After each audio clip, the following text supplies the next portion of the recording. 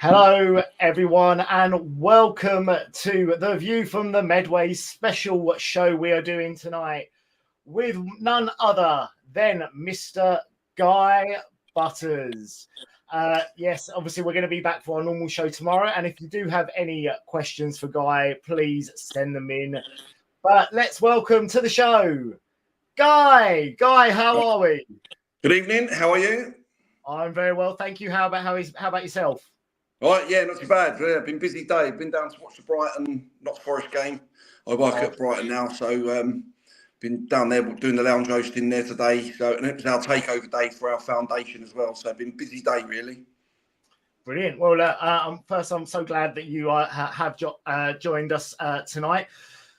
For those of you Jules fans out there who don't know who Guy Butters is, go get a history book. But let's just talk you a bit about him. So Guy made his Tottenham debut in November 1988, scoring an own goal in a League Cup match against Blackburn Rovers. He quickly made an impact, though, scoring on his league debut against Wimbledon and then starting 34 of the next 35 games. After a loan spell with Southend United, Guy signed with Portsmouth for £375,000.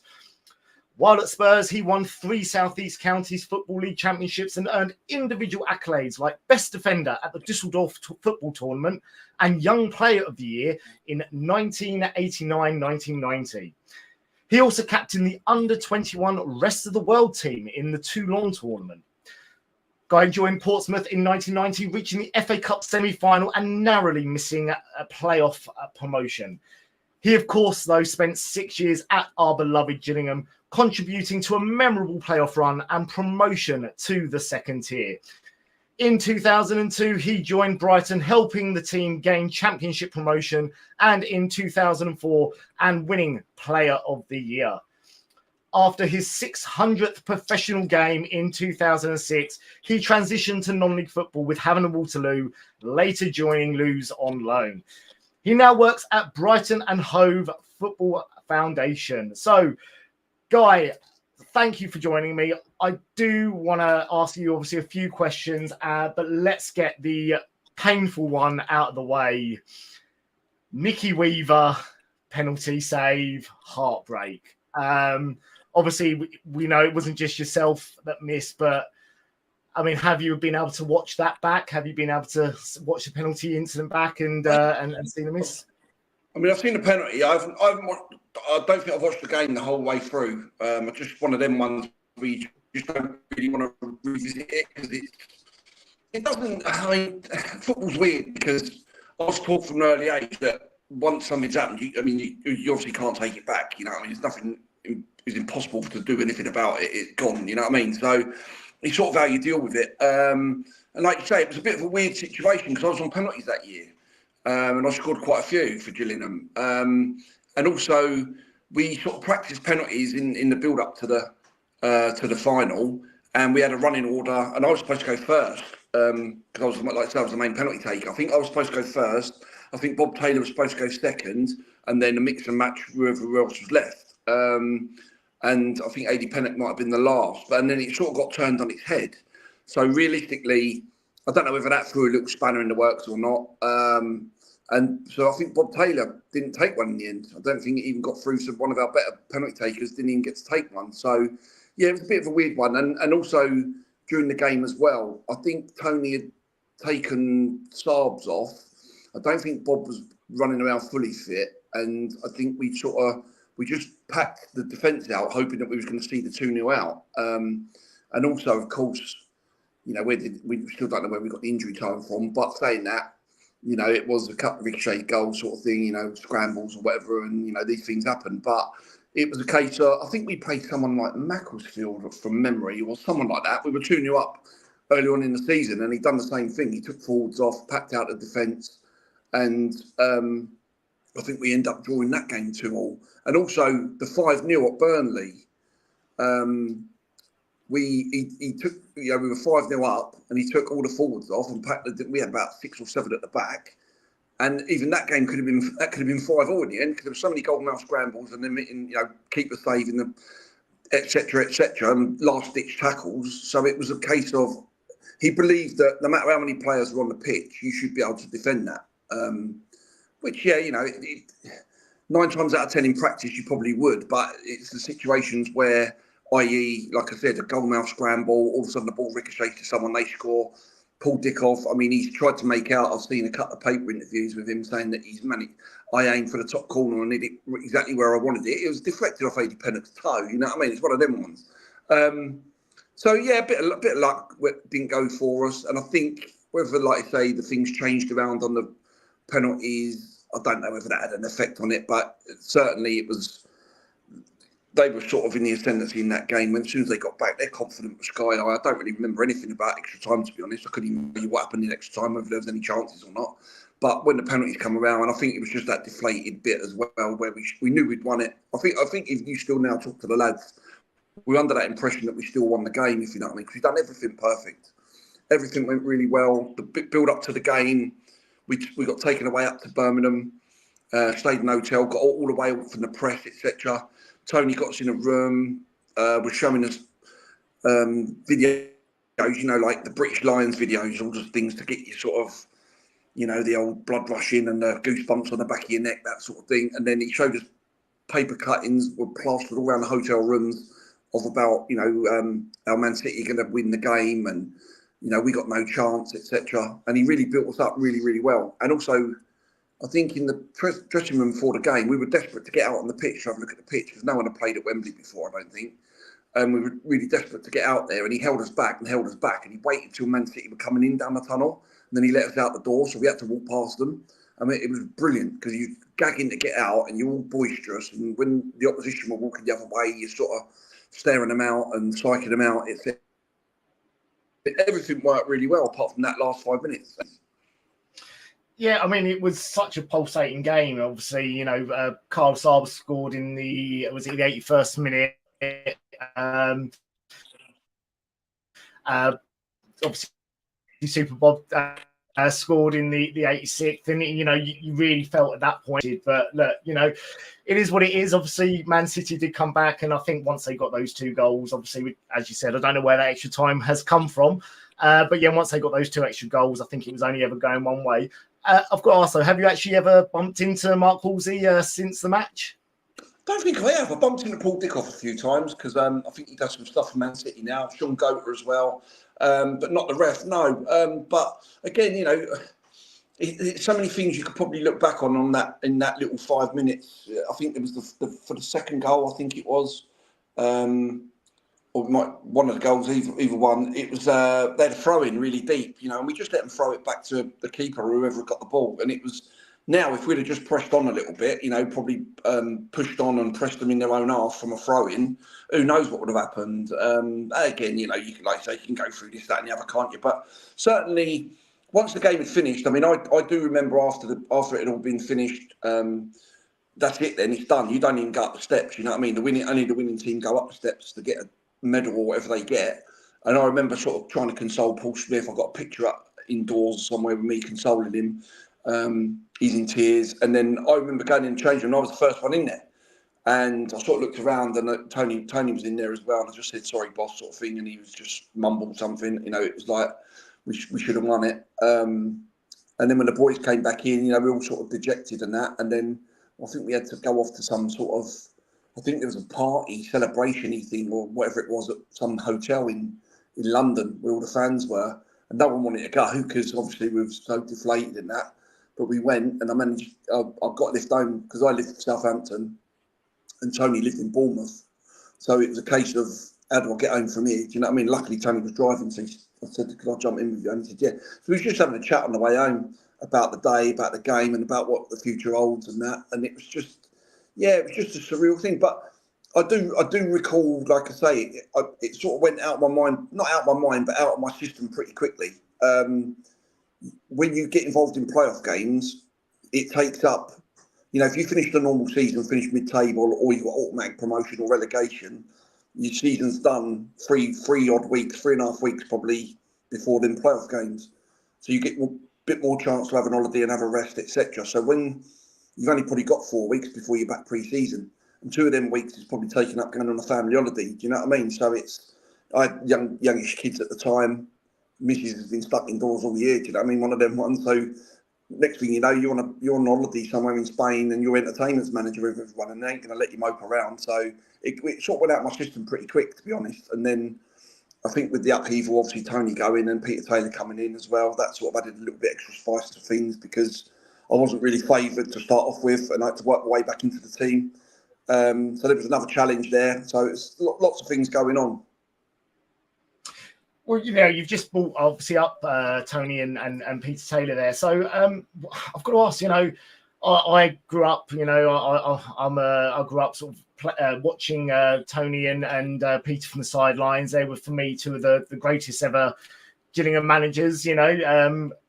What was it like sort of working with them? I mean, I bet they were complete polar opposites, weren't they? Chalk and cheese, absolute chalk and cheese. Yeah, Tony, he probably encouraged a lot of the incidents that happened when I was there, when he was manager, sort of, 22-man brawls, etc. I remember we played Bristol Rovers away on, I think it was a Friday night or something, and Dennis Bailey, he come out with the red Pumas when they first came out, and Tony said, "You ain't wearing them," and Dennis was like, "It's the only boots I've got." Tony said, "I don't care, you're not wearing them. If you put them on, you ain't playing." So I can't remember if he made him stub or something, but the game was an absolute dull 0-0 at half time, and nothing was happening. So as they run off, there was one of the tunnels that they pull out, the plastic little tunnels that you pull out. So Tony ran across the pitch, and I think just to get a spark going, he absolutely run into the opposition's physio, knocked him flying. One of their players then grabbed Tony. By this time, we're near the little rubber tunnel, the plastic tunnel.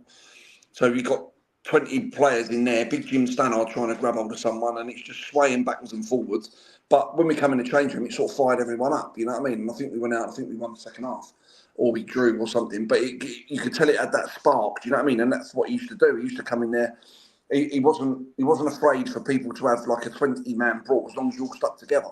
He loved it. He loved all the team spirit, etc. I mean, I remember coming in once, I think it was me and Barry Ashby, coming in at Prefield once, in the old stand where it was all clattery on the floor.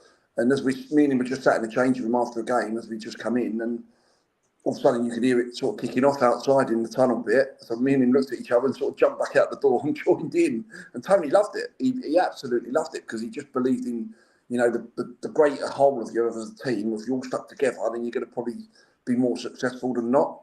And then obviously when Peter Taylor came in, I think we played, again, I think it was someone like Macclesfield away or someone. I can't remember if it's Sammy McElroy was the manager. Anyway, we had a throw in, and I think he threw the ball back to one of our players quite hard, or slammed it into their stomach or something. And of course, it's kicked off massively, big brawl sort of thing. And coming at half time, and he's going absolutely spare. He's like, "You can't believe what we're doing." And someone had to explain to him, that's what we normally do. We all stick together, blah blah blah.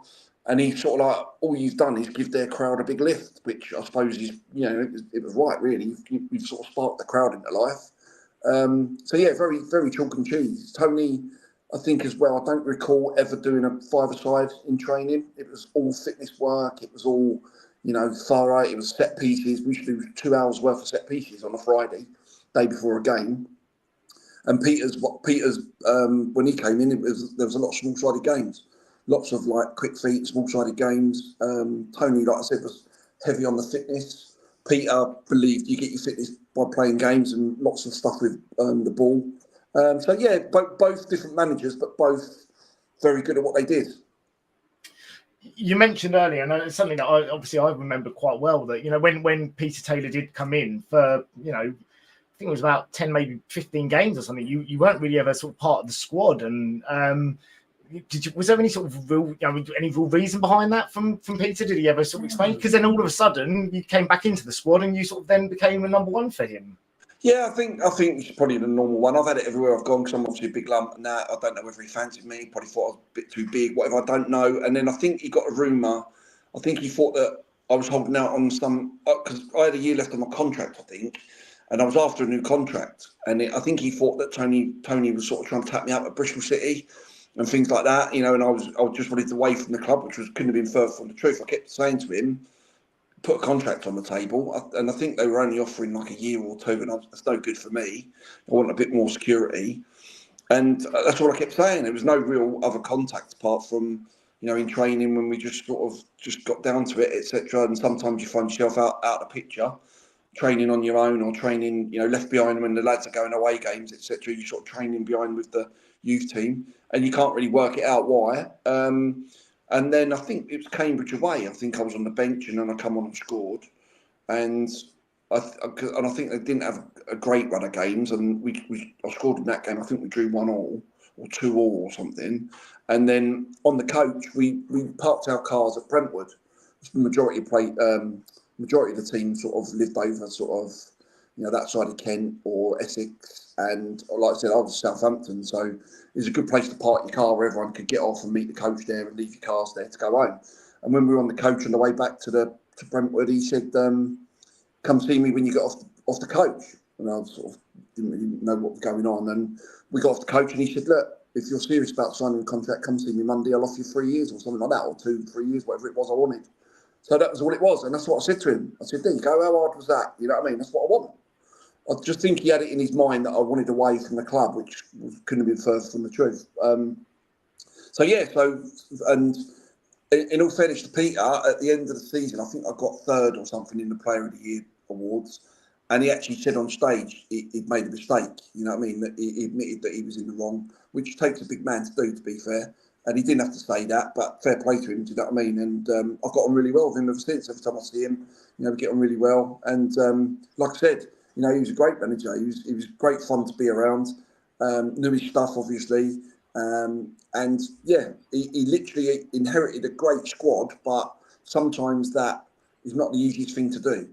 And he fine-tuned it. He brought a few players in, fine-tuned it a bit, and got us working again, in a style of football that was quite pleasant to watch, I suppose, if you was a Gillingham fan at the time. Yeah, it's like all managers when you're coming into a new club, you've got to put your own stamp on the team, and you want to set out the way you want to go. And obviously at the start, you obviously probably weren't in his plans, but I'm glad you were, because we'll go on to it a bit later. Come the end of the season, you were a key part of that. I want to take you right back though to your Tottenham days. Obviously, when you were coming up through Tottenham, you probably had the chance to play with some of their absolute legends of the game, including the likes of Gazza, and I'm sure, was it Terry Venables was there at the time as well, was he not? Yeah, exactly. So we had a good. I was sort of picked up from the age of 12 by a scout and told to go down there, train 1 day a week, 1 evening a week. And then when you get to the age of 14, you sort of sign schoolboy forms. So that means you can't play with your mates on a Sunday anymore in their Sunday teams. You have to play for the Tottenham on a Sunday against other teams. So you do that for 2 years, and then it changes sort of from a Monday evening to a Tuesday and a Thursday evening. So there's a lot of, my dad done brilliant for me. He sort of had to give up, get out of work early every Tuesday and a Thursday and drive me the other side of London, because I'm a West London boy originally. And he had to drive me all down the North Circular and all the way over to Tottenham every Tuesday, Thursday, which, getting picked up straight from school and having a roll in the car and all that sort of stuff, getting home late. It was fun. It was fun days. I remember once we went down there when the Tottenham riots were on. That was fun. We was almost like Del Boy when everyone parted. We was following all these vans and, with cages on them, etc. And you could see all the lights and all the fires going off. It was quite surreal, really. But we had a chuckle about it when we got a bit older, but not at the time, I can tell you. But so then you obviously get the great decision that you've been made an apprentice. It was a YTS in them days for 2 years. So I left school straight into the YTS system.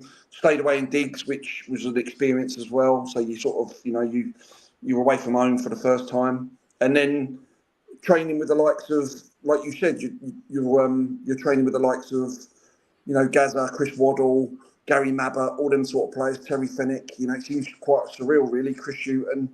And in them days, there wasn't any academy football. It was youth team, reserves and first team. So if the first team played away at Newcastle on a Saturday, the reserves will be playing at home, 2 o'clock kickoff on a Saturday. So there was, if there's injuries in the first team, a lot of reserve players would go up. And of course, then you have to step up from the youth teams playing reserves. So you could be just left school at the age of 16 and you could be thrust into the reserve team playing against Arsenal, and you could be playing against Paul Mariner or someone, you know what I mean, who's probably 33, 34, 35. And you probably learnt more doing that in 1 year than you probably would in 5 years of doing an academy of people of your same age, because not only were you playing against these players who were really cute and all the tricks, etc., but you were playing alongside older players coming back from injury or might have been dropped, and they're giving you the benefit of their experience as well. So they're telling you where to go, what to do. And like I said, you do that for a whole year and you're picking up so much information and so much experience off of these players. And then, like you said, I think you get the great news that you're going to sign professional forms, and it's the best feeling in the world. And I remember getting told to go back and see Terry Venables back at White Hart Lane. He's going to offer me terms and that. And I knocked on the door and walked in, and even to this day I sort of cringe. I'd done the weakest handshake in the whole world. It was almost I might as well have curtsied. Do you know what I mean? It was such a weak handshake. And he looked at me and went, "What is that?" He went, "Get out, come back in." He said, "And shake my hand like a proper real man, a real centre half, like that." So of course I'm sort of, oh God, I've gone out. I've knocked on the door. There's no answer. So I thought, oh, I need this, Anyway, I've gone in again and I've crunched his hand, sort of thing. And he's gone, "That's better." And to this day, I still, people say to me, "Cool, you've got a strong handshake, haven't you?" And it stems from that day.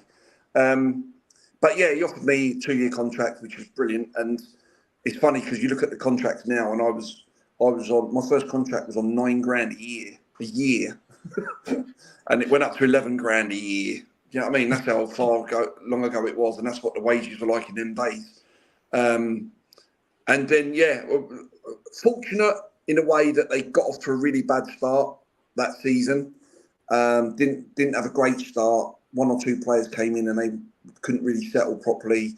And then, unfortunately, well, like you say, fortunately for me, unfortunately for others, there was a few injuries floating around. So I found myself in the squad going up to Blackburn. And it's documented it was an own goal. It was one of them ones where it was just a straight free kick, really, and the bloke flicked it on, and it just flicked me on the head and went in. It couldn't have done much about it, and it was going in anyway, I think. So they classed it as an own goal. But if I was the forward, I'd be claiming it. And then that Saturday, like you say, I'm in the squad, got Wimbledon at home, the crazy game. Didn't know if I was going to start or be sub or whatever. So I remember one bloke from the Daily Star literally asked me the day before. He said, "You might be starting tomorrow against the crazy gang. How do you fancy that?" And I said, "Well, I'd rather sort of, mix in with someone who's competitive rather than someone who's really small and quick." And then the next day, I think it had something like a headline in there with something like, "I can't wait to bash Fash," or something stupid like that, or I'll get Fash, or something stupid, which I never said. And so I remember going down to the ground and sort of hanging around at the changing room and that. And I heard all the Wimbledon players come in through the door around the corner. So I hid. I hid in the boot room and waited for them all to go. And when they went, I came out again. And then Bobby Gould, their manager, come around the corner. And he come up to me. He went, "All right, big man." I went, "All right." He went, "Watch your teeth." So I think I went a bit white and then went in the changing room and told one of the other subs, and of course he blurted it to everyone, which was quite embarrassing and quite funny, I suppose, at the time. And again, unfortunately for the player, but Vinnie Jones done an infamous tackle on Gary Stevens. That's when he was on the floor, and he I think he snapped his cruciate or something. So I was coming on a sub, and sometimes when you come on a sub quickly, you don't really get time to think about it. I had about 10 minutes to warm up while they were trying to get Gary on a stretcher. So, I had all that time to think about what I was going to be doing. But it was good. It was good. And like you say, I scored a goal and we won the game. And then I just remember going home and going out with my mates and celebrating, and that was quite good. I think I went, because I was on that crap money, I think I went out, I think I had to borrow 20 quid off my dad. And I think the next day, I don't even remember getting home. And I woke up and I had about 30 quid on me. So it must have been a good night. So, yeah, it was good. It was really good. And then, like you say, then I had a good run of games. And the funny thing is as well, so the following week, on the Sunday, we played Sheffield Wednesday away, live on telly. And we went up the night before and it snowed. So we all thought the game was going to be called off. So various things were happening. A couple of lads might have had a couple of beers or something, I think. But the next day, they managed to just get the snow out of the penalty area and the centre circle, and the rest of the pitch was just covered in snow. I mean, it would never go ahead nowadays. And we had the orange ball and that. And I got going through unfortunately my parents died, but I got, my dad died New Year's Eve, and I went round and had a look at all these programmes that he kept over the years and the videos. and they're obviously like had a video recorder. I mean, we're going back a few years now, aren't we? And they had that game. They had the game on tape. So I watched it, and the one thing that sticks out in that game was as they were doing the coin toss, you could see Gaza throwing snowballs at the mascot. You know, the old what's the owl? Isn't it? It's the owl, big owl. Yeah. He's having a snowball fight with the owl. The owl's chasing him around while they're doing the coin toss. It's funny. It's brilliant. It just reminded me what he was like. But as a footballer, he was. Yeah, he's the best player I've ever played with. He was just a different class. And Chris Waddle as well was brilliant. And then the following year, we signed Gary Lineker, so I managed to play with him as well. But when you saw these players up close in training and some of the things they used to do in games, you just they're on another level. Do you know what I mean? You used to think that you'd done really well to get in the first team. And you used to think, yeah, you know, sometimes you think, yeah, I'm a bit of a player now and all that one. But when you see these lads, you think, I'm miles away from being world class. These lads are on another level. They're on an absolute different planet. I remember Gaza, when you're playing a youth team or reserves, you know, Gaza's being marked by, or players being marked by someone, you probably won't pass it to them because otherwise they get smashed. Or you try and pass it safe side. And so that's what happened in the first team. I sort of a couple of times I thought, I can't give him the ball here because you've got two players on him. And he'd be screaming at you, give me the ball, like, you know.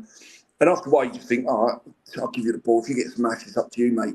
And every time, it's that famous one where it comes into him and he just stops. You know, when he does that, holds people off, that little backs into people and just shimmies and he's off. It's unbelievable. And some of the goals that season from Waddle and Gaza, it was almost like they were in competition together who can get the best goal. Because every single game, as it goes on, the goals just get better and better, like 30 yards in the top corners. Gaza running from, I think against Luton, he ran from his own penalty box, beat 3 or 4 players, ran all the way through, went round the keeper and just slotted it in. It's just phenomenal. As I say, as a young player, obviously, when you were growing up, I mean, what an experience that would have been to see these, you know, greats and be training with them every day, and what an experience it would have been for you to have learned from them. So on that note, I mean, is there any club in particular where you think that, you know, where you played your best football? You know, what team would you say? Would it have been at Tottenham, or do you think it was maybe later on in your career? I've done okay everywhere I went. I like to think I did. And every single place I went to, we had a good bunch of lads, you know. I have fond memories of them all. I left under a slight cloud at Tottenham when the following season they signed a few players in different positions and it weren't working out for them. And 1 or 2 of them could play in my position. And because they were big money players, they brought them in for big money. It made sense for them to sort of, you know, I find myself out. If it had been nowadays with all the 6 or 8 subs or whatever you get on the bench, I'd have been on the bench. But in them days, you only had 2 subs. So you find yourself sort of out the team, on the bench, and then before you know it, they don't need a centre-half on the bench, they need another forward. And next thing you know, you're not even in the squad. And you think, what happened there? You know what I mean? So, like you said, I went on loan to Southend. Justin Edinburgh came the other way on loan. They eventually signed him, but I'd signed, since obviously getting in the first team, I'd signed a 4-year contract. So I probably had about 3 years left on the contract. And I remember going into one of the seasons, I think it might have been the following season. I was going into that season thinking we had some good tours on in pre-season. I think we went to Norway and Spain and Ireland, and I was getting sort of a bit, you know, a few minutes on the pitch, and I was getting a bit confident again. And I'm thinking, you know, I'm still only like 20, 21, something like that. So I'm still thinking, plenty of time, get yourself fit, get back in the team, show them what you can do again. And we had I think we had a testimonial game or benefit game or something. And I thought, right, okay, I should be starting this game, you know, because it's obviously into the season now. And I was on the bench. So I weren't happy, really. I weren't too happy with that. I thought, you know, I wanted to get minutes and show them what I could do. And then half-time came around and still didn't get on. And I thought, not even 45 minutes. Okay, I might get half an hour, whatever. Anyway, it got down to about the last 10 minutes. And I'm constantly going up and down, warming up and down, as if to say to the manager, I want to go on. And he called me over and went, right, you're going on next time the ball goes out of play. And it took 10 minutes to go out of play. The minute I stepped on the pitch, they took the throw in and the ref blew up. So I'm fuming. I've literally run straight down the tunnel. I don't even think I had a shower. I think I just grabbed my clothes, put them on. And I run up to the players' lounge, and I had 3 mates in there. And it's like as soon as I walked in, they was all pissing themselves laughing. Sorry for the language. They was all wetting themselves laughing. And I've got a decent sense of humour. Normally I'd find it funny, and I was fuming. And the more I fumed, the more they laughed. And I just as mates would do. Yeah, exactly. I mean, it was just I'd do the same. And I just went home that night, and I just thought, I want to play football. I felt it was a bit disrespectful in a way because other players got on, and I just thought, why am I not getting a chance? And also, I'd had my hair cut. I mean, look at me hair now. I've hardly got any on it, right? But it was longer than that, right? And he pulled me in training, Terry Venables, and said, "What are you doing with your hair?" I said, "What do you mean?" It was probably about a good inch and a half long. Weren't like skinhead or anything. And he sort of said, "I don't like it." He said, "I don't, we're not thugs here," or something stupid. Like, it was a silly comment. And I just thought it was unnecessary again. And I thought, it's starting to get to the stage now where I'm getting dug out for silly things, and I'm not getting a chance when I should be playing in a testimonial game. And I've got 3 years left of this. And I just thought, I can't keep going out on loan. So I put a transfer request in. And I don't know I don't think he took it too well. Because he basically just said, okay. And then about 2 days later, he phoned me up and just said, Portsmouth want to talk to you. Go and meet the chairman. And I literally signed that day. I just thought, I've got to get out of here. In hindsight, I could have hung around. I mean, I'm not gonna moan about it. I had a good career, played whatever many games, so I can't moan about my career. Hindsight, maybe could have stayed and battled it out a bit more, because there was players that certainly played after I left that I probably would have got in before, but it was whether he was willing to give me that chance. And I didn't feel that he was going to let me. And then, yeah, like you say, went down to Portsmouth. I had 5-6 years down there, and culminating in, all of a sudden, who bought the club? Terry Venables.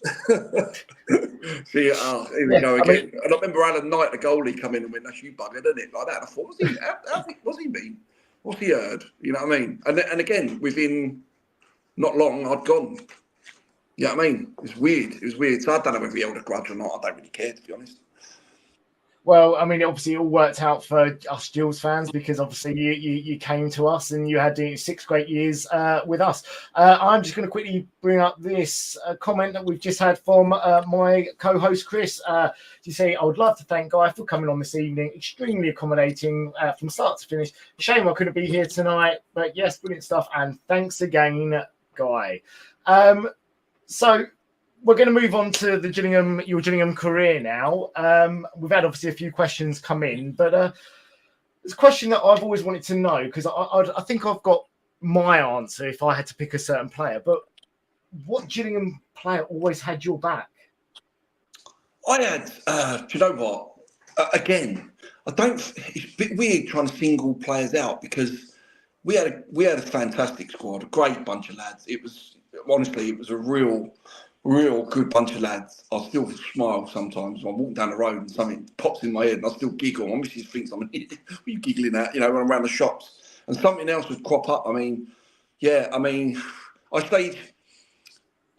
I think it stemmed back to, I think we played Gillingham pre-season when I was at Portsmouth. We played a game when I was at Portsmouth. We had to go over to Le Havre and we played a game over there, and they took 2,000 fans. And because they were demonstrating against the chairman. So they come on the pitch at half time, got the game abandoned. So the next game was Gillingham, and we had to play it behind closed doors. And I scored. And I remember, I think I got a phone call that night.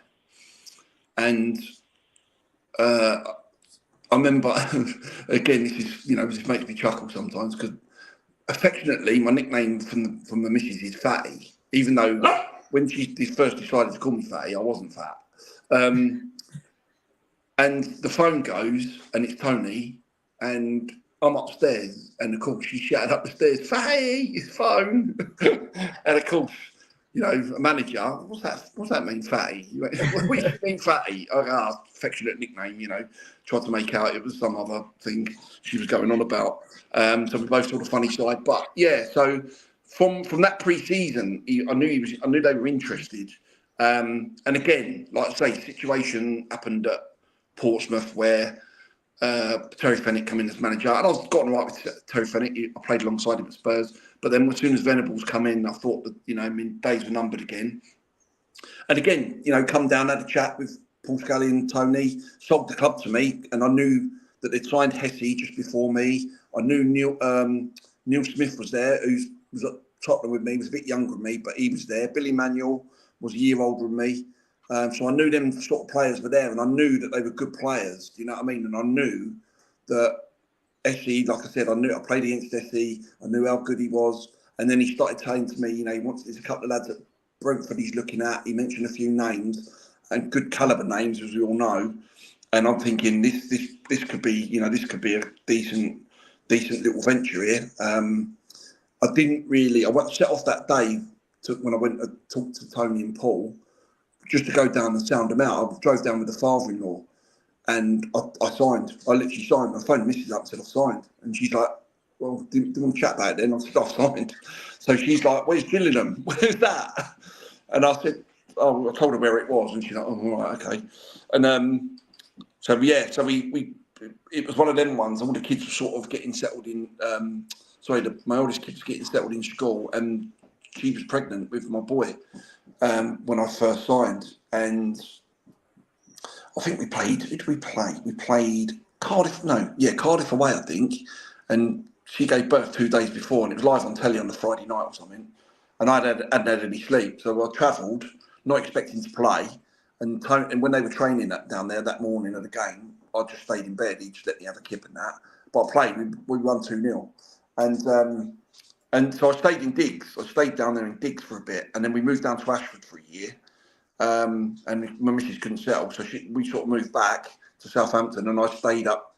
I travelled in most days and stayed up not days before a game, but that was quite hard. But the players then that got signed, like you say, players like Ash, Paul Smith, Nick Trigger was there. I mean, when I was in Diggs, like I say, after training, me and Essie used to go to the bookies and have a little flat on the dogs or whatever. And I stayed with the kit man at the time, Bob Lewin. And we used to go to the dogs, or we go to the bookies, and you know, or we'd Bob at the time used to like smoking roll-ups. So every now and again we'll have a venture to Belgium on the booze cruise. So it was good days. I loved it, mate. It was brilliant. And like you say, we formed a little group. I think Tony invented when he signed Bob and Carl. He always used to say, "These lads these are my cream. They're gonna win me the trophies or whatever. You lot are the ham and eggs. You know what I mean? You're the ham and eggers," and it stuck. So the name Eggers stuck. So after every game, we used to come in if we kept clean sheets or won a game, and we'd be jumping around the room just screaming out Eggers and that, and it just stuck. It was brilliant. And like you say, like Lady Panic there as well. Pato, Saundo, I could go through the whole team. We were so good together. It was brilliant. We socialised together quite a lot. Matty Bryant was my room partner. He was on another level as well. He was funny. And yeah, I mean, so many stories. I mean, we had a Christmas do once. I think we played Stoke away, and literally as we were lining up to kick off, you had this massive noise over to the right, and about 50 blokes walked in with Elvis costumes on. And we was all just standing there, both teams and the rest, we were just standing there watching them all come down these steps. It was brilliant. Everyone was laughing. There's, of course, a Christmas party coming up. What should we do? I'll just go like Elvis. So we all dressed up as Elvis. And of course, Nicky Southall being Nicky Southall, he's got the wrong sort of wig and he looks more like Alvin Stardust. Do you know what I mean? His hair's all over the shop. I think we stripped him down to his pants and threw him out in the street, out the pub, and locked the doors. It was just, yeah, loads of that sort of stuff. Just, we call it team bonding, I think, in them days. But it was great to be around. Yeah, and just so many shenanigans. A lot of it involved having a few beers. I mean, even the game when we played Wrexham away, the following year after the Man City one, we went up there. I think we had to win or draw or something stupid to get automatic, and we thought we were going to do it. Wrexham had nothing to play for. I knew the goalkeeper because he was in the youth team with me at Tottenham. He came to the hotel the night before. I kept saying to him, "Chuck a few goals in, mate, will ya?" And he kept smiling and sort of, but weren't saying, "Yeah, all right," or anything like that, which I didn't expect he would. But I thought he would, you know, not be too bothered if they lost 3-0 or something. And the next day, he had an absolute worldie. He had an absolute worldie. I was getting the hump with him in the end. And then they scored a 30-yarder, didn't they? Top corner, which the geezer would never do that ever again in his life. And we lost 1-0. But we was expecting to go up. that was how confident we were. So we had crates of lager, bottles of vodka, Red Bulls, everything under the coach underneath. And of course, we've lost. So what do we do? And Peter Taylor, to be fair to him, great man management decision. He didn't want it. I don't want to see any of that beer left on the coach when you get off. So basically, drink it all. So it didn't take too much encouraging. And, you're moping on the coach with one beer, and then after 2 or 3, sort of a bit of banter's going around. And by halfway home, everyone's singing, everyone's having a good laugh again. And I think someone nicked Peter Taylor's phone because he was involved with the under-21s.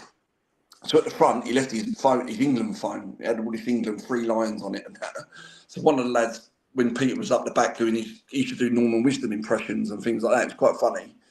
So one of the lads nicked his phone and went through his contacts, and there was like Sammy Lee on there, Glenn Hoddle. So of course, texting all these messages, or Glenn about Island Jury and all this stuff. Sammy Lee about, obviously his weight and whatever, like all through the list. And then quickly run up the back of the coach. And then all of a sudden the beep, beep, the old phone starts going, all the messages coming back. So Peter's gone up the front, literally his head exploded. He was fuming. He literally, all you lot, you're in 7 o'clock tomorrow. I don't care how pissed you are. Blah, blah, blah, blah, blah, blah, blah, blah. You're all in running tomorrow. And then he was like, oh, maybe overstep. Junior Lewis, if that was you, I'm sacking you tomorrow. He's going like that. So we're all sort of like, oh, I think we've overstepped the mark here. But to be fair to him, he calmed down towards the end. He just said, look, bit out of order. He said, but I can see the funny side. And so we had the day off the next day. But things like that, it was just such, I look back on it now and just think, I don't know what they do now if they lose a game, how they get themselves up for the next game, how they put that out of their mind. Do you know what I mean? I suppose they've got all these psychologists and all that stuff nowadays to do all that for them and help them through it. But in our day, you just went out and had a few beers and had a laugh and tried to make the best of the situation. Like I said, you can't change the result. So you have to look forward to the next game. You want to get your confidence back. You want to go into the game confident and cheerful again. So the best way of doing it is have a few beers and start having all the banter starts flying around. Everyone starts digging each other out. And yeah, that's the best way to deal with it. And that's certainly what we did. And we had more than enough people willing to do that as well. We had a good few of us that like to drink. You're a good few of you that like to drink, but also a really good few players in that squad. That obviously after the Wrexham game, you managed obviously to what was it, Stoke, wasn't it, in the playoffs? 2-0 down after about 9 minutes. I'm thinking, here we go. Do you know what? I was at that. Went to the Stoke game. It was my very first ever away trip away from my parents. I was lucky enough to go with one of my friends, Robin, and 2-0 down. I remember one of their fans come running on the pitch over towards us, giving it all the large. But for me, I think the turning point in that entire moment, and for me, the moment where I thought we're actually going to go and win these playoffs, is when Hesse got that ball 35 yards out and just smashed it in. Because our home record that year was amazing, wasn't it? Yeah, I mean, what a goal. I mean, I think their manager weren't too happy because it was something like the 6th or 7th minute of injury time. So he wondered where the time had gone. But step up, you know what I mean? Who takes a shot like that from 35 yards and arrowed right in the top corner, didn't it? It was like, mate, what a feeling. So when we come back in the changing room after, all right, we felt under the cosh first half, like I say, first 10 minutes was like the Alamo. And I was thinking, here we go, we're going to get stuffed here. But as soon as that went in, like you said, the home form. Although saying that, even in that game, I know they didn't have 1 or 2 sent off, didn't they? But even in that, they hit the post late on, didn't they? I think they could have got back in it. But again, once you've done that, and then going back to Wembley, I think it's weird because the first time round seemed to go really quick. Like I said, not many of us have played at Wembley before, and it sort of just went really quick. The second time around, I think we just knew what to expect, and I think we sort of soaked the atmosphere up a bit more. We had more. I remember more about that day because it was, like I say, the build up to it all. In the morning, I wasn't. You just want the first time round, you just wanted to get there and play the game and get into it. I think the second time round, you could sort of relax at breakfast and just take in the surroundings on the way to the game, and it was just a different atmosphere. It felt like it anyway. But I must admit, I was getting a little bit twitchy when it went to extra time, and I thought, here we go, some penalties again, isn't it? Because I never took a penalty after that one at Man City. never took one ever again. I was at Brighton, when we won in the playoffs on penalties in a semi-final, and it was getting to the stage where it was going to be sudden death, and I was thinking, you know, I'm going to have to step up because there's all young kids around me, and I'm going to have to step up as a senior pro. But I was dreading it.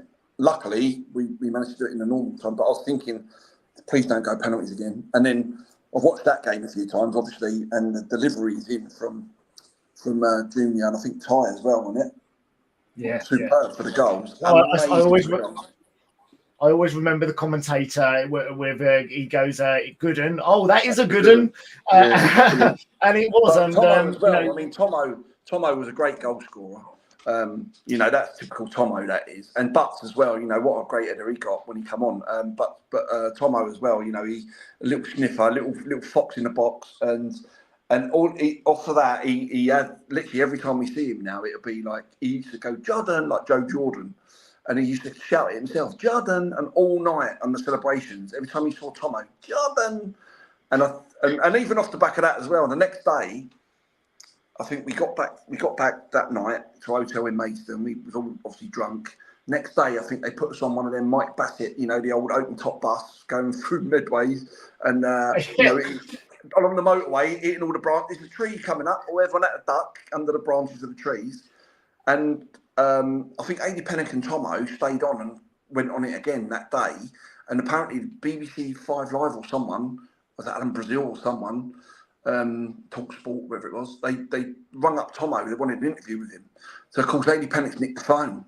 And every time they asked him a question, Adi Pennock was going, I pretending he was Scottish, and kept just going, they cut the interview in the end, I think. They cut the interview. Because Adi Pennock just nicked his phone and just started pretending to be Scottish. But yeah, great characters, great lads. You know, it was. I mean, oh God, when we was doing pre-season one year, I think the chairman was getting married. I don't know what number, and so we come in on the Saturday, and Tony was training for one of the London Marathon, I think. So we just found this golf course. We run all around these roads, golf courses everywhere for about an hour and a half, 2 hours. Got back to the changing rooms, all got changed, and of course by the time we get to the church, it's shut because the service is already going on. So we locked out. So we just went back to his house where he had the reception, and he had this. I always remember he had this photographer on where he lived. He had about 2 or 3 floors and a balcony. And he got everyone, the photographer was on the balcony, he got everyone down on the floor, 300 people, whatever, 200 people in this big, massive crowd, take the picture, and you could buy the photographs later on. And a load of them were normal, apart from there was a few pictures at the end where there was 2 blokes, me and Adi Pennock, 5 yards behind everyone at the back, doing moonies, in his wedding picture. So yeah, it's brilliant. Please tell me you've got a copy of that somewhere. We literally, when you at the time, see this is again at the time it's funny, and then when the reality sinks in, like my missus is obviously whacking me, going, "What have you done there?" like that, and then you think, "Oh yeah, this is wedding photo," you know what I mean? So you hope that no one notices it. But I wish I'd have bought one. I should have bought one. Gutted that I didn't, but yeah. We have had a couple of questions come through, so I'm just going to rattle off a couple of these for you. So Steve has asked your best moment in a Gillingham shirt, except from the playoffs. Probably the cup games, the cup runs that we had in beat Bradford, beat Sheffield Wednesday, and then obviously unlucky against Chelsea, lost 5-0, but it was only 1-0 at half time. And the squad that they put out, I think, was a testament to the previous rounds. I didn't think, because they had their Poirier play, didn't they? Was it Troy Andre Flo? They had a great team out, you know. Yeah, and I think they did it because, like you say, normally you'd give them a fewer rest than that. But I think because of the previous rounds, I think they thought, well, we can't lose to this lot. And it was close up to a stage. Like I say, only 1-0 at half time. I think we hit the bar as well. And then when the floodgate, I mean, John Terry came on for, I think it might have been his debut, or he came on a sub or something, and he scored. Yeah. And then the floodgates opened a little bit because we was a bit tired, a bit jaded maybe. But yeah, it was a great cup run. It was really good. I mean, the celebrations, we all planned. I think John Motson said it on, I can't remember what game it was. I think it was the Sheffield Wednesday game, when he said, "Oh, everyone's Gillingham players are all on their backs or something. Something's happened." But we said that if we score, we'll faint or something stupid like that, And so when we actually scored, we all fainted. But Trigger got a great goal in one of them as well, didn't he, for the throw-in? But good all-round hard-working team that got good results in the cup run. And at Priestfield as well, like you say, not many teams fancied coming there, and you get a good atmosphere in there. It was the place rocks, doesn't it? And you can feel it on the pitch as well. And I love that because it was all like really close into the pitch as well, where all the fans were, and real old sort of old style ground. I used to love the atmosphere there, especially evening games. They were brilliant. But that one, I think that year the cup run certainly stuck out because it was, me and Ash done a few interviews with papers, and I remember they were quite complimentary on us because, you look at it. Essie played for Watford, Ash played for Watford, Brentford. A lot of lads played for Brentford who weren't, they were a good team at the time. I played for Spurs. We had a few lads that had come down and played at high levels, So we weren't anyone's mugs, if you know what I mean. Vinny played for Arsenal, So we've been around. We've been at these clubs. We knew the game. We knew we knew how to compete. We were all honest, like you say. We all had a go, and I think that's the key. I think that's why we sort of respected from the Gillingham fans, because we gave 100%. There might be games that we've lost. We might have, been on the end of a result or whatever, but it weren't for lack of trying. You could guarantee that team would go out and run through brick walls for each other. And I watch other games nowadays, and I'm thinking, sort of some of these teams put their teams to shame, put their fans to shame in a way, because I don't see that they're willing to do that, some teams. But I know football's changed a little bit. But the desire that we had, and the work rate and the togetherness, I think, on the pitch at the time, I thought was no one left anything in the changing room. Yeah, it always felt for me like every time I went to see the Gills back in the day, it always felt like the players were playing for the fans. They were trying to give everything they could for the fans, and obviously Annie Hessentyler, the little warrior in the middle, was always going not afraid to go in for any tackle, which was great. It's what we loved, and it gets the fans inside. We still in contact with them fans, all on Facebook. We're all friends with them. We still talk to them when we see them, and I think that the fans like that as well. That sort of element. We're approachable, etc. We was at that era where we used to go and watch football ourselves when we was young. I used to go and stand on terraces in teams in London. I used to go and watch Watford, Arsenal, whoever was playing, Chelsea, Arsenal, QPR. You know what I mean? So we know what it's like to be a fan and watch games. A lot of people, when they're growing up, didn't have that. I don't think they have that nowadays. I don't think you get too many or if they have certainly gone to games, the atmosphere is not the same as when we used to go and watch it. It was all blood and thunder, even on the touchlines, wasn't it? In the stands, everyone's shouting and having a pop and whatever. So we were brought up on that, and real passion. We saw fans that were passionate. Sometimes nowadays they get chucked out, don't they? Just for shouting or something, or standing up. You know what I mean? It's like a different era. So I think we were brought up with that, and it sort of that aggression, and we were sort of a lot of us grew up in the youth team system as well, where we had that as managers. A lot of the youth team. You ask Ash when he was at Watford, the youth team manager he had there. I had a bloke called Keith Blunt at Tottenham. Proper hard men. They didn't suffer fools gladly. They let you know if you were stepping out of line. Do you know what I mean? You had to behave. You had to toe the line. You had to get your nut down. Do what they had. You did everything they said. If you come in having a dodgy game and that, you dreaded it because you knew you were going to get balled out. But that's what it was. It was a fear factor. So you went out on that pitch and you actually played your heart out because you didn't want to come in and A, get bollocked by the manager, but B, you didn't want to let your teammates down. You didn't. Last thing you wanted to do was have a teammate come in and half accuse you of not trying. That's the worst insult you could ever have. And I don't think anyone ever got labelled with that. And like I said, you had some great. I mean, Pato broke his leg once. I remember Pato breaking his leg once, and as he gets stretched off, he asked if they scored because I think he saved one on the line.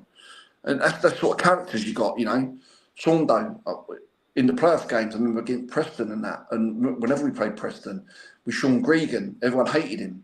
Saundo absolutely snapped him in half once, and I thought Sean screamed like a little girl. Hard players, you know, no one wanted to mess with us. But we could play football as well. We could play. Let's jump on to this next question then. This is from Kieran. What was your favourite dressing room moment whilst being a Gills player? So, yeah, something that's gone in the dressing room, maybe at half-time or after a game or something? I'm not sure. Are we allowed to get away with this? I don't know. I'll try and keep it as clean as possible. Matty Bryant, for want of a better phrase, couldn't leave his private parts alone. He just constantly, I don't know if it was a nervous thing, always had his hands down his pants, basically, fiddling around. And after training one day, one of the boys had put, I would say deep heat, but there was this stuff called capsicum. Now, capsicum, I think, is Latin for pepper. And this stuff, it was like Vaseline, but it was red and it was lethal. I think it's banned now. I don't think you can get hold of it now. It was lethal. So they put a little bit in his underpants, and he literally put his pants on after a shower and then disappeared and came back about 5 minutes later, and you could see he weren't too comfortable. And then he sort of like fidgeting and that, and everyone's sort of trying not to laugh. And then he's gone back out into the physio's room, and he's come.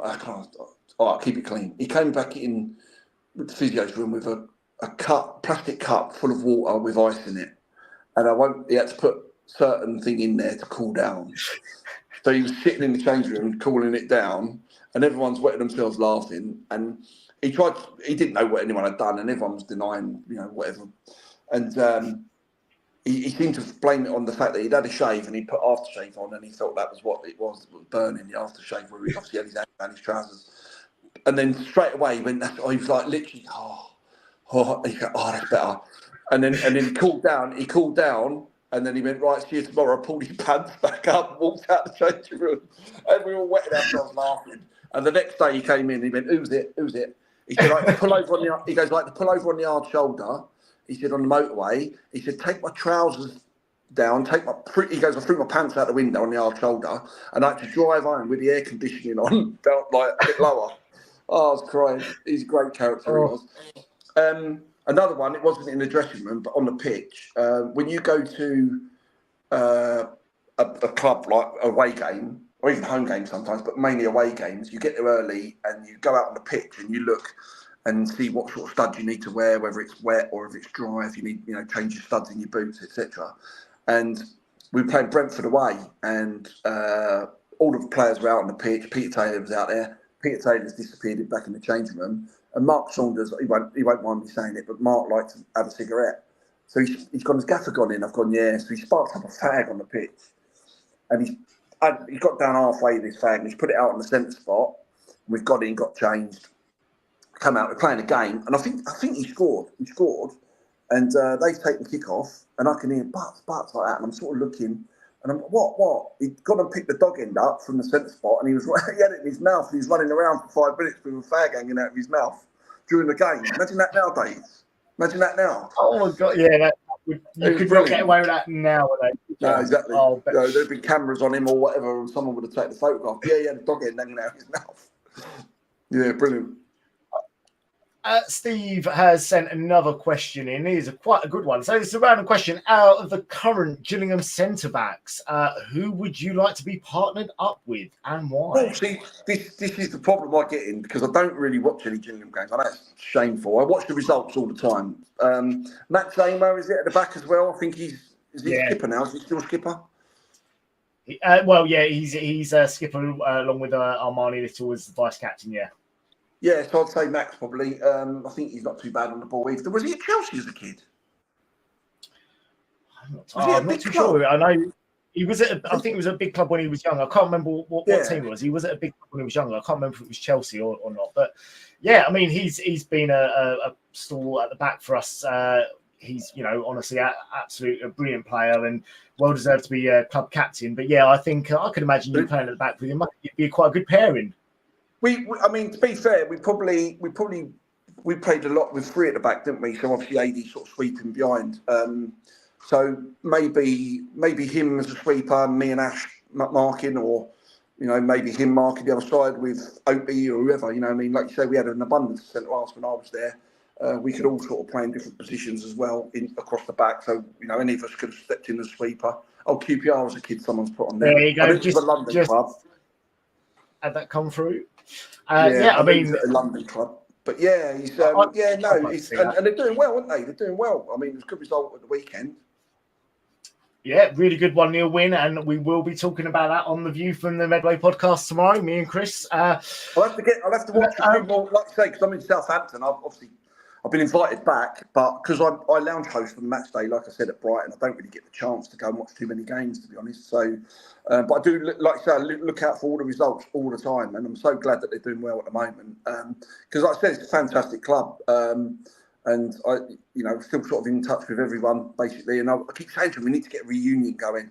Is it 25th year next year of the 25 year? And they brought out the old shirt there. It is. So this is. Obviously, the Gills fans will know all this. This is their kit for this year, reminiscent. And just so you can see, Guy, on the inside of the neck are all the players' names. Yeah. And the score. That's a fantastic touch, isn't it? Really, from the club. Lovely touch by the club, yeah. So yeah, hopefully next year, like say 25th year, who knows? We might get some sort of reunion going at Priestfield and get the lads together. I'll put some messages out on Facebook and some chats and that, see if everyone's up for it. Well, Brad, Shannon, Joe, if you're watching, yeah, guys, your man, get on him, get that done, because I think we would all. All he needs to do is stick us up in a hotel somewhere and just put a tab behind the bar, and we'll all turn up. Right. So, Guy, last question then before I let you go and enjoy the rest of your evening. This is a little thing I'm going to try and do with all my guests. It's called 3, 2, 1. So, I'd like you to just quickly rattle off your 3 favourite grounds that you've been able to play at, the 2 best coaches, not managers, coaches you've ever worked with, and the best goal you've ever scored or assisted in. 3 best grounds. I like the Wembley. Wembley's unbelievable. Not so much. I've not been to the new one. Also, I have to tell a lie. I watched Brighton in the semis. But the old Wembley, the atmosphere, I just loved it. I mean, them 2 games that we played. I mean, it was. I'm a West London boy, and I used to go and watch the England schoolboys and things like that in the old days. And I used to get the train up there, and I just love Wembley. It was unbelievable. Same as anything now, it's gone a bit corporate in it with all the hotels around it, etc. and things. But I used to love Wembley Way, you know, the walk down there and the Twin Towers. Why did we get rid of the Twin Towers? They could have incorporated a gate or something, couldn't they, there? But that's probably my favourite ground played at. Then very fortunate I played at Man United for Tottenham before it started, the old roofs were leaking and all that sort of stuff. But it's a great ground. I've not been back to the new Tottenham one. I've not been to the new Arsenal one. But I used to like. I like the old enclosed grounds. You know, like the old West Ham, the old QPR, the old Derby, where they're close into the fans are really close. It seemed like they were sort of coming over the top of you. Yeah. West Ham Stadium now is apparently the fans are miles away.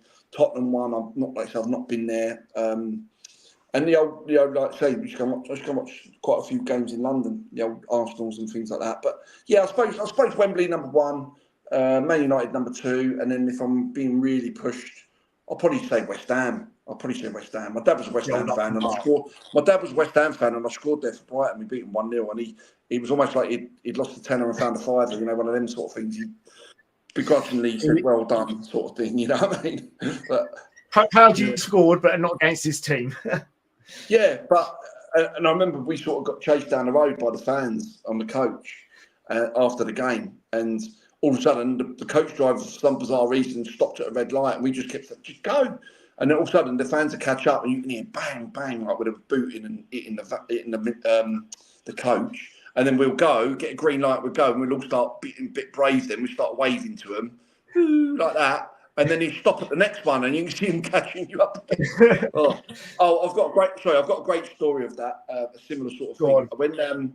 When Gazza was out in Italy, playing in Italy, I think he was injured or something, and he wanted to come back to see his family. So they let him have a weekend or a week or whatever.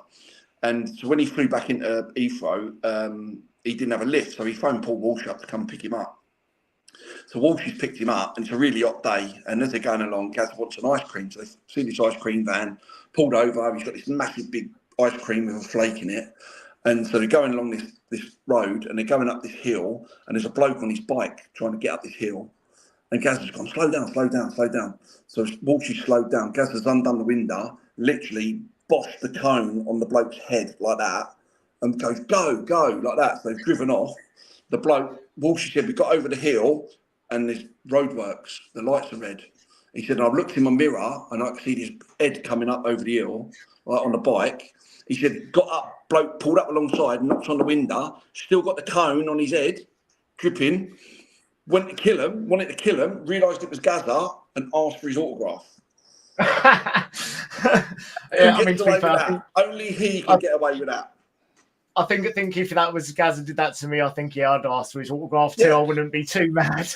Anyone else would have got filled in, but he got away with it. Can I have your autograph? Yeah, brilliant.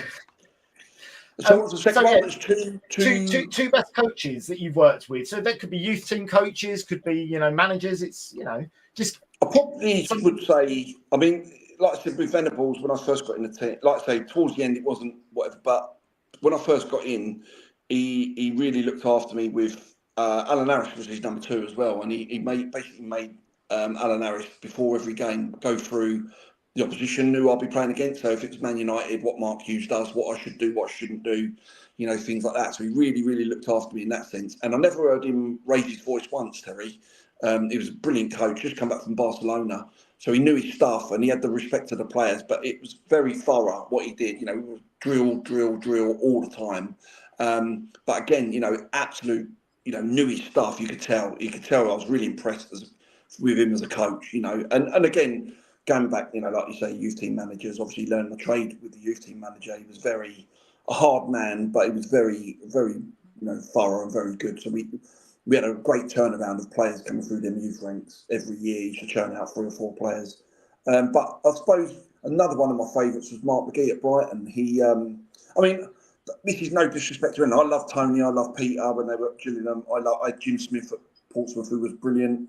But Mark McGee, he probably extended my career when I was at Brighton, because when he first came in, I was about 33, I think, 32, 33. And again, I sort of pulled him because I was thinking the same situation here as Peter Taylor. He's going to be a bit, because I was a lump or whatever.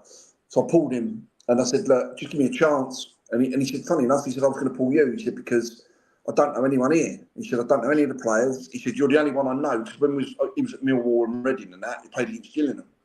And I remember you like that. He said, so I was going to pull you and just bend your ear about a few things. And he said, but if you're serious about wanting to lose weight and, extend your career, come and meet me tomorrow in the gym. He said, bring 2 sets of kit, get there an hour and a half before training. So I got there an hour and a half before training. He got me on the treadmill in this gym on my own, and he got me up to a jog, and then he got me to put it down 1 notch. So I was power walking. I had to really swing my arms, real power walk, like this. And he went, do that for an hour, and I'll come back. And he went, and I nearly fell off the treadmill. I was like, what, an hour? 5 minutes, sweat's going up my arms, all up the mirrors in front. I'm looking around thinking, like, Jeremy Beadle's going to jump out in a minute, and all the lads are going to jump out,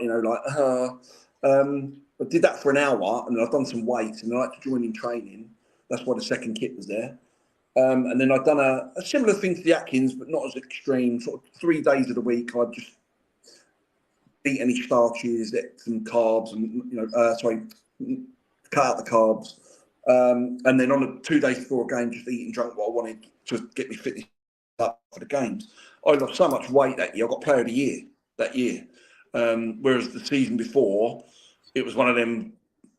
That's when I signed from Gillingham when I was injured, and I had a bad start, and cut the fans took it on themselves because that original one where they put you up for sale on eBay, all that rubbish. So the following year, I won Player of the Year, and he extended my career by a good 4 years, 5 years possibly. I played till I was 38 in the end by doing all this stuff that he taught me. But after a year of doing it, he could tell sometimes in training I was getting a bit tired, and I needed a lift. So we used to do these sprints, and he used to say to me, like, before I say go, he had his hand on his hips, but he I don't think he's even on camera. He go, I'll do that. Just put his finger out like that. I go like that. Split second later, he says go. So I've got a little head start. Even no matter how big you are and how slow you are, over 10 yards, that's more than enough to win. So I'm winning all these races, and everyone's like, "How's you winning all these races?" You know what I mean? I'm up against these really quick wingers and that, and I'm beating them, and no one can work it out. And it's because he was doing all these little things. It was so brilliant. Like, what great management, you know, man management of thinking of doing something like that. Do you know what I mean? Just to make sure that it gave me that boost to carry on doing what I was doing. So yeah, he extended my career. So yeah, but like I said, I could go through it. You know, Steve Coppell, when he first came to Brighton, he was probably one of the first managers that I knew of that got the videos out. You know, we were going through video evidence of the opposition, what they did, their set pieces, and all that sort of stuff. We had little 4 or 5 pages of stuff on their players, what they did, who took the throw-ins, they got a long throw. When a football comes into a forward, what side they turn. You know, that was probably one of the first times I'd ever seen that. So that was good. And again, like I said, when Tony at Gillingham, before I broke my leg, I was probably the fittest I'd ever been. I got really fit under Tony. And it was a shame I broke my leg because I felt I was in some really good form that year. But yeah, again, like I say, there's, you know, you can sort of pick the good bits out of all of them. Some of them were really good man management. Some of them were good motivators. Some of them were brilliant coaches, knew their stuff. You know what I mean? So you sort of like try and take the best out of all of them and mould it into your perfect manager. Okay, well then, yeah, the last one was your best goal that you've ever scored or assisted in, or one that really, you know, sort of sticks to your mind that really meant a lot to you. I think, like I say, I think probably the one. I think there's probably two that spring to mind when I was at Gillingham, especially. But I think the one that I said, the Cambridge one, because that sort of cemented in Peter Taylor's mind that I was serious about staying, which I was. And it was after that, it was all a kerfuffle about nothing. I probably missed, like you say, however many games, 5, 6, 7, 8 games, whatever, where it could have been avoided. So that was quite a favourite. And another one, I think I scored against Cheltenham, and it was one of them ones in a cup game. Was it Cheltenham? And it was sort of like a scissor kick thing, you know, right? But I think it was because I was coming back from them injuries, that broken leg, and I smashed my eye up as well when I was at Gillingham. I think we played Grimsby one, and the keeper's caught me with his head on my eye, and I've got a plate above and below my eye now from that. So coming back from them sort of injuries, especially the broken leg one, because it didn't heal as well as what we'd hoped. I had 6 weeks originally in the long leg plaster, full leg plaster, and then 6 weeks in a pot, they call it, from the knee downwards. And then when I went to get x-rayed again, it will probably start to have another 6 weeks like that. So I had 18 weeks really of my ankle being really rigid in plaster, and I had a lot of ankle problems coming back from that. And when you go and watch the boys train, you just think, I'm never going to be able to run around like that ever again. But again, Tony, you know, brilliant. When I got back to training, he got me on my own we were doing lots of runs around pitches and that, and he was sending me the other way. So lads weren't lapping me. I was doing, you know, if I'd have run normally with them, they'd have been lapping me 2 or 3 times around a pitch, which would have, you know, my morale would have sunk. So he knew to send me around the other way. It's just little touches like that, which are brilliant. And then I think we played Colchester in one of the paint trophy games or whatever, and they had a really tall fella up front, and he just said to me, just go and man mark him. He said, I don't really care where he goes and what the result is. He said, just go and man mark him for 90 minutes. And that was absolutely gone after that. I was knackered. And then I think I played the week after at Stoke in the league. I wasn't expected to. I don't even think I'd done any tackling, you know what I mean? And straight back in at Stoke away, thank you. You know what I mean? That's the way he was though.